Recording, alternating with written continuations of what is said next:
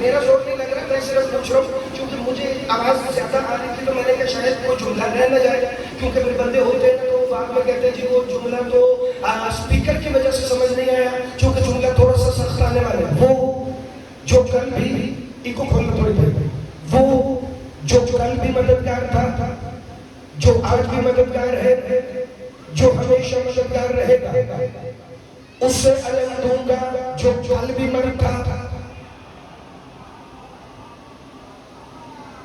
بندے پوچھتے تھے مولا صادق سے، مولا تقریباً 4,500 بندے تھے خیبر میں، لشکر اسلام میں، یہ تھمت تھوڑی سی ختم کرے بھائی، پہلے والی سیٹنگ کرتے جاتے ہیں وہ ٹھیک تھا۔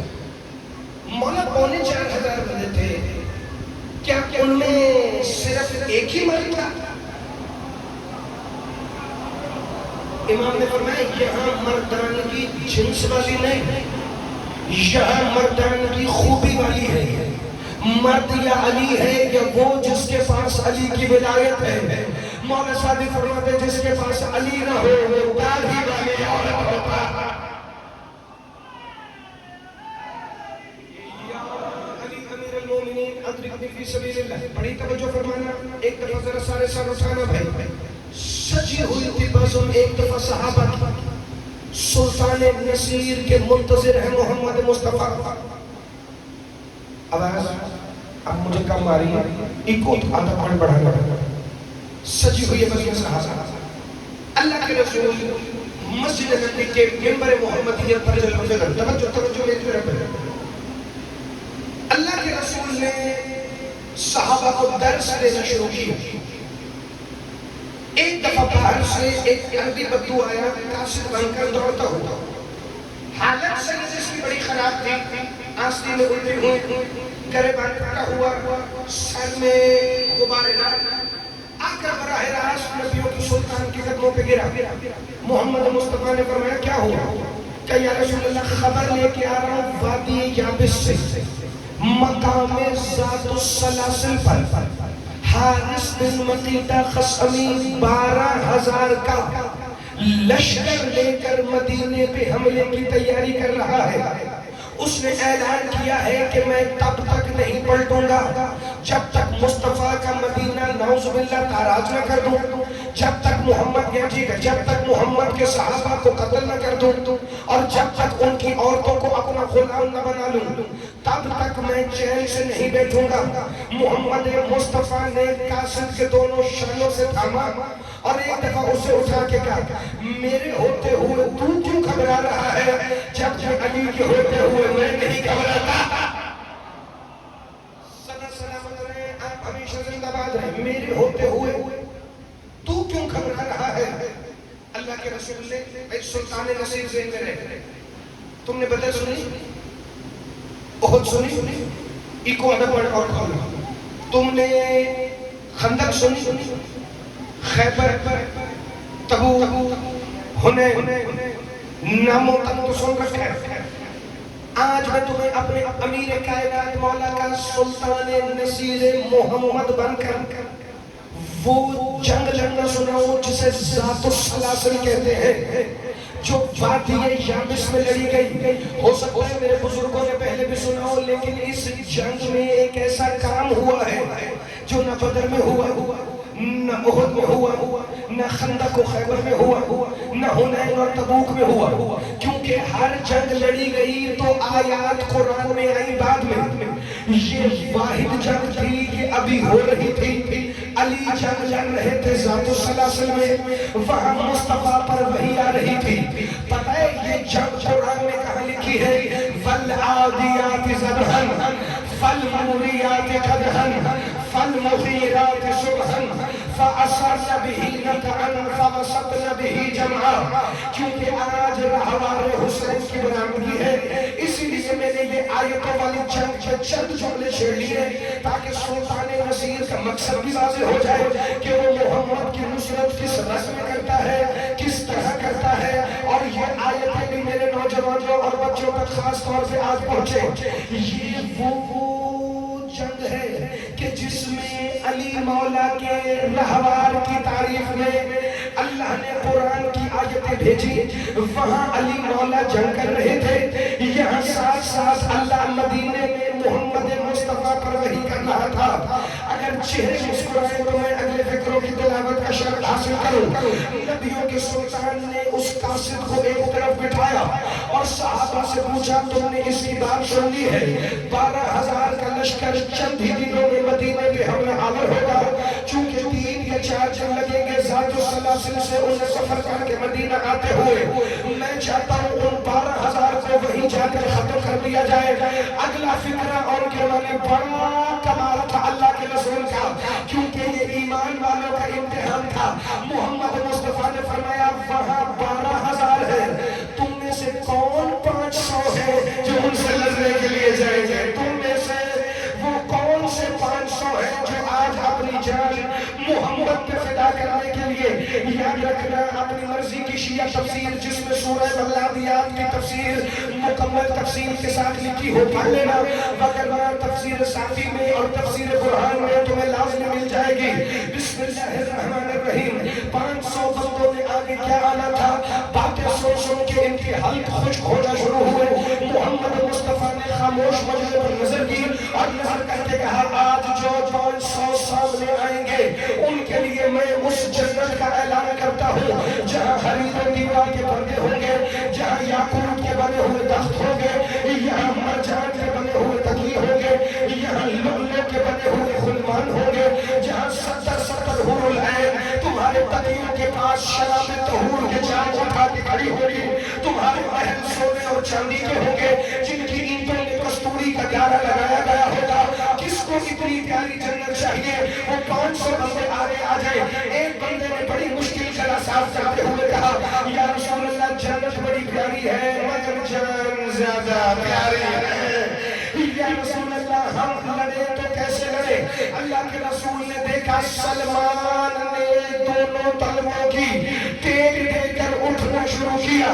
کہ سلمان اپنی ہتھیلیاں اور تلویں نیچے کر دو کیونکہ میں نے تمہارا امتحان نہیں مانگا. جب کسی نے جواب نہیں دیا کہ کون 12,000 سے لڑنے حارث بن مکی کا قسمی کو مارنے ذات السلاسل کے میدان میں فاتح یا کس میں جائے گا؟ کون ہے 19 لوگ میں رات کے 11:15 بجے جو محمد علی بن کا جملہ کھا جائے وہ پھر مجلس میں آیا ہے تو مجھے نہیں پتا کیوں آیا ہے. اللہ کے رسول نے مسجد کے دروازے میں دیکھا غازی کا مارا کھڑا کروا رہا تھا.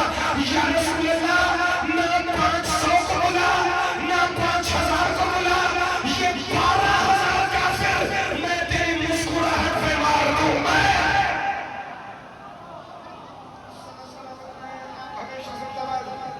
میرا مولا تمہیں سلامت رکھے. یہ حق ہے فضائل علی سننے کا، یہ حق ہے مسکرانے کا.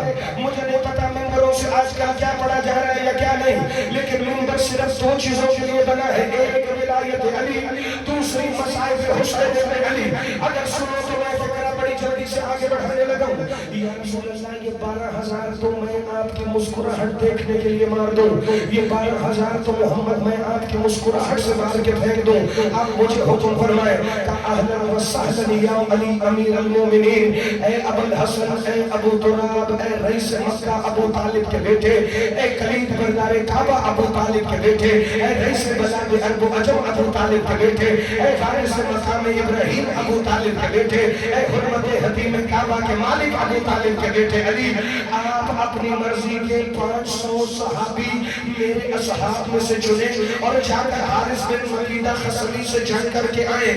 کہ اللہ کے رسول آپ جانتے ہیں مجھے نہ 5 کی ضرورت ہے نہ 500 کی.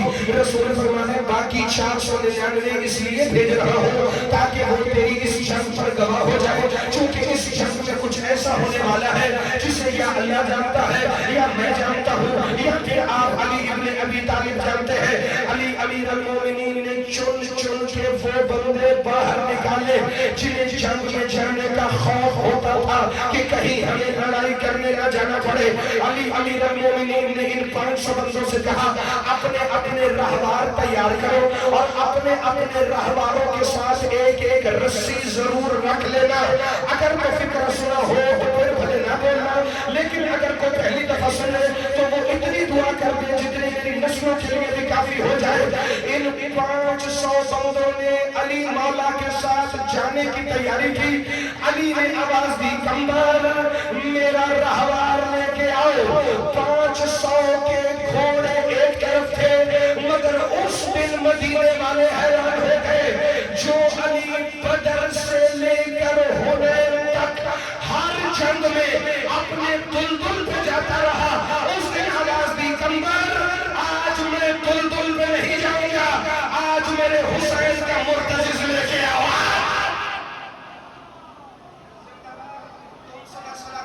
تم ہمیشہ زندہ باد رہو. آج سید میں انہیں بتانے لگا مولا آپ کی زبان میں تاثیر عطا فرمائے, مولا کاظمی صاحب کے درجات بیان فرمائے. سر اٹھانا.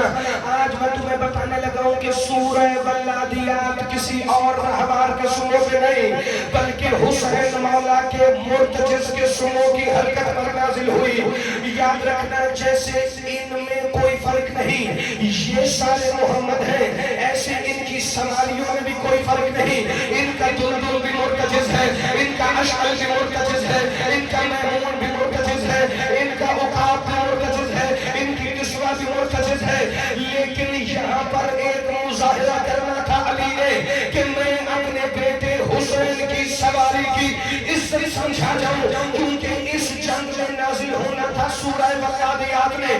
علی مولا پہلی دفعہ زندگی میں حسین کے مرتجز پر سوار ہوئے. لشکر چلنے لگا. جس وقت یہ لشکر وادی یابس میں پہنچا تہجد کی نماز کا وقت تھا, رات کا اندھیرا چھایا ہوا تھا.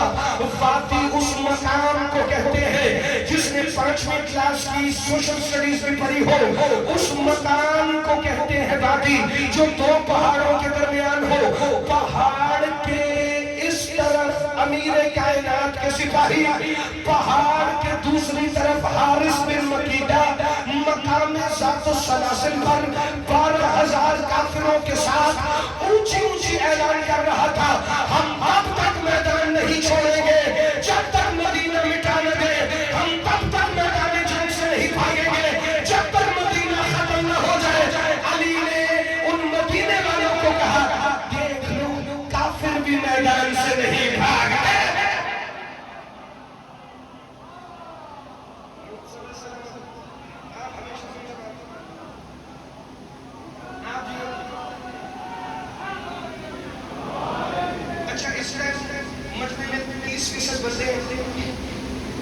جنہیں جلدی کہ اگلی بار جلدی سے جلدی ہے تاکہ نتیجہ سنیں, اور باقی بندے ایسے جو اطمینان سے کہہ رہے ہیں کہ پہلے پچھلے جملے کا دوست دوبارہ لے آتے ہیں.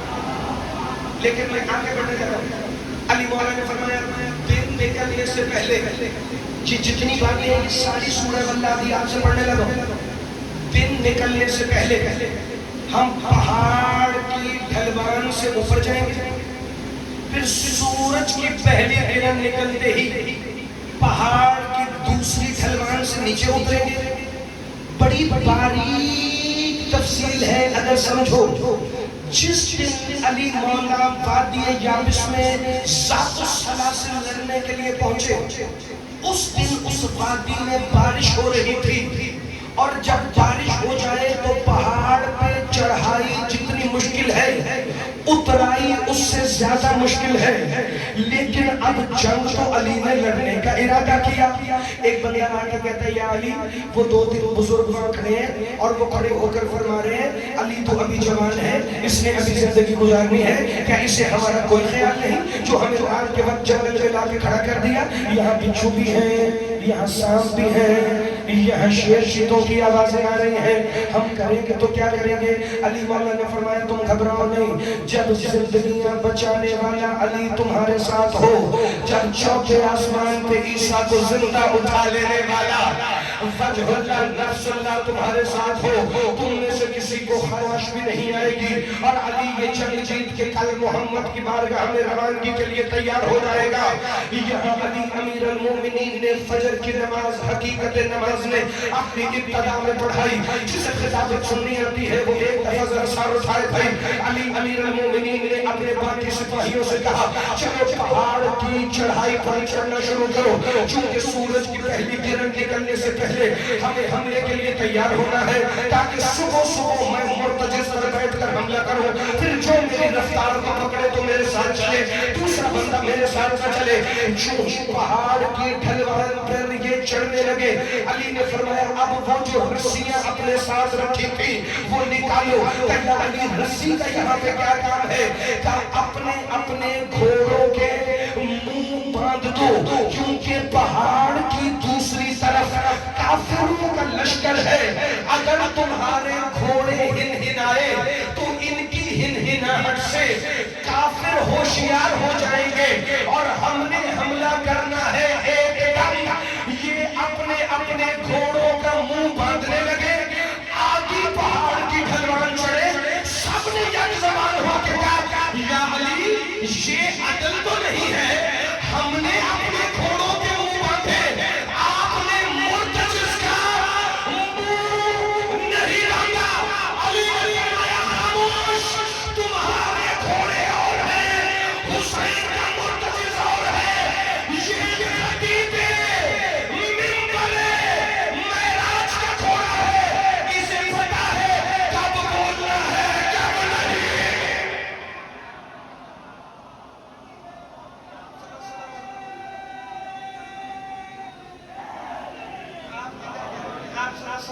مولا آپ کو صدا سلامت رکھے، یہ مسکراہٹیں آباد رہے۔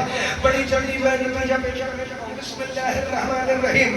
علی مولا نے مرتجز کے ساتھ پہاڑ کی چڑھائی پہ چڑھنا شروع کیا۔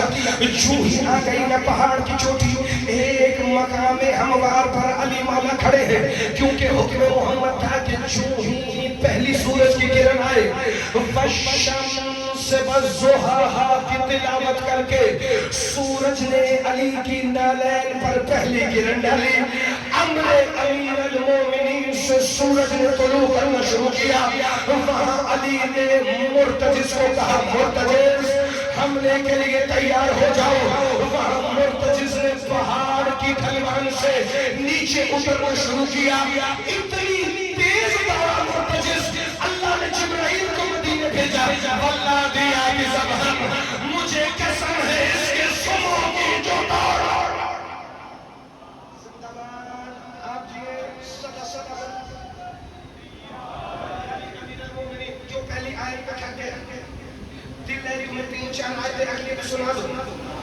شو دوڑ، اچھا یہ منظر اونچی آواز میں آگے پڑھنے والا ہے، لیکن میں سمجھا دوں تاکہ بات رہ نہ جائے۔ فَاللَّابِيَاتِ ضَبْحًا، ان کی قسم جو دوڑتے ہیں، فَالْمُورِيَاتِ قَدْحًا، یہ دوڑتے ہوئے اپنے نتنوں سے فراٹے بھر رہا ہے۔ یہ جو فراٹے بھر رہا ہے، مجھے اس کی قسم کتنی عزتوں والی ہے حسین کے مرتجز کی سواری، کہ اللہ پہلے اس کے سموں کی قسم کھا رہا ہے، پھر اس کے فراتوں کی قسم کھا رہا ہے۔ کہ فَالْمُورِيَاتِ قَدْحًا فَالْمُغِيرَاتِ صُبْحًا، وہاں مرتجز دوڑنے لگا، وہاں جبرائیل محمد کو آیت سنانے لگا۔ فَالْمُغِيرَاتِ صُبْحًا، قسم ہے اس کی جو صبح صبح حملہ کر رہا ہے۔ فَالْمُغِيرَاتِ صُبْحًا فَأَثَرْنَ بِهِ نَقْعًا، اور اس کے دوڑنے سے مٹی کا بادل اٹھا جو فضا میں پھیل گیا۔ پتہ نہیں کیسے دوڑا حسین کا مرتجز کہ گیلی پتھریلی زمین میں سے بھی مٹی ہوئی اور اس کا بادل بنا۔ فَوَسَطْنَ بِهِ جَمْعًا، اور وہ لشکر کے درمیان میں چلا گیا۔